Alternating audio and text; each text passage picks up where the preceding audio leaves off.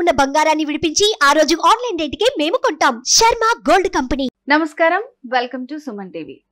So Varahi వ్రతానికి సంబంధించి ఇప్పటికే ప్రేక్షకుల్లో చాలా మందికి చాలా విషయాలు తెలుసు. కానీ 9 రోజులు చేసుకునేటటువంటి ఈ వారాహి అమ్మవారి వ్రతం 9 రోజులు ఏ రోజు ఏ అమ్మవారికి మనం పూజ చేసుకోవాలి, అలాగే ధూపం, నైవేద్యం, ప్రత్యేకతల గురించి, ప్రత్యేక విశిష్టతల గురించి, అంటే ఎవ్వరికీ తెలియని విషయాల గురించి ఈ రోజు తెలియజేయడానికి మనతో పాటు ఉన్నారు ప్రముఖ జ్యోతిషులు బ్రహ్మశ్రీ నందిబట్ల శ్రీహరి శర్మ గారు.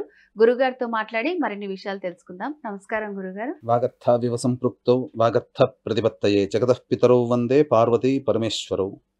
సదాశివ సమారంభాం శంకరాచార్య మధ్యమాం అస్మదాచార్య పర్యంతం వందే గురు పరంపరాం. ఆదిత్యాయ చ సోమాయ మంగళాయ బుధాయ చ గురు శుక్ర శనిభ్యశ్చ రాహవే కేతవే నమః. శృంగేరి పీఠాధిపతులు, కంచి పీఠాధిపతులకి నమస్కారములు తెలియజేసుకుంటూ కార్యక్రమాన్ని ప్రారంభిద్దాం.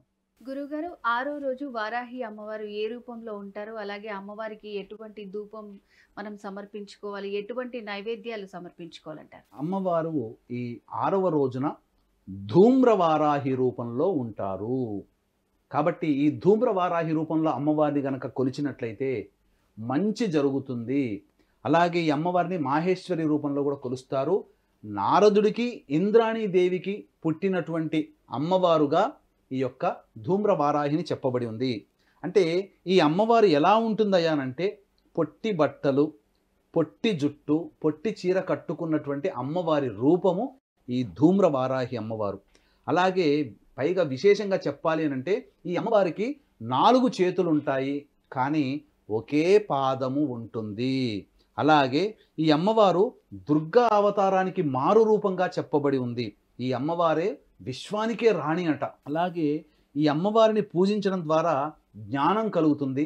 ధర్మానికి ప్రతీక ఈ అమ్మవారు కాబట్టి ధర్మబద్ధమైనటువంటి జీవితాన్ని ఈ యొక్క ధూమ్రవారాహి అమ్మవారి రూపంలో వారాహిని కొలిచిన వాళ్ళకి కలుగుతుందని చెప్పొచ్చు. ఈ అమ్మవారు ఎక్కువగా మహేంద్రగిరిలో నివసిస్తుందట. మహేంద్రగిరిలో ఎవరుంటారండి? మనకు కల్కి అవతారం, కల్కి వచ్చేంత వరకు కల్కికి విద్యాబుద్ధులు నేర్పాల్సిన బాధ్యత పరశురాముడికి ఉంది. కాబట్టి పరశురాముడు కూడా మహేంద్రగిరిలోనే నివసిస్తుంటాడు. కాబట్టి ఈ అమ్మవారికి ప్రధానంగా పూజ చేయడం ద్వారా శాంతి, స్థిరత్వం కలుగుతుంది. అతీతమైన శక్తులు కలుగుతాయి. ఈ అమ్మవారికి నైవేద్యంగా కేసరి స్వీటు లేదా పులిహోర నైవేద్యంగా పెట్టాలి.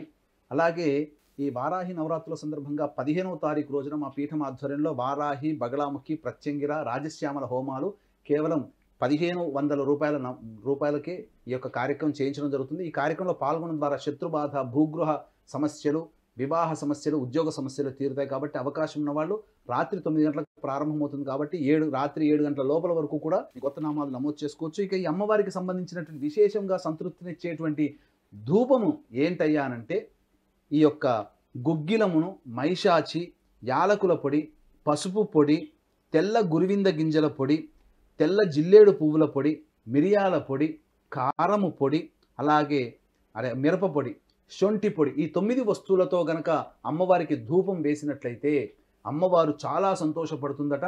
అలాగే ఇంట్లో కూడా నరదృష్టి తొలగిపోతుందని చెప్పడంలో ఏమాత్రం సందేహం లేదు. అలాగే గురుగారు, వారాహి అమ్మవారి 9 రోజుల పూజా విధానం, ధూపదీప నైవేద్యాలకు సంబంధించి అమ్మవారి విశిష్టత గురించి ఎవ్వరికీ తెలియని చాలా విషయాల గురించి తెలియజేశారు. ధన్యవాదాలు. సర్వం శ్రీ ఉమామహేశ్వర పరబ్రహ్మార్పణమస్తు.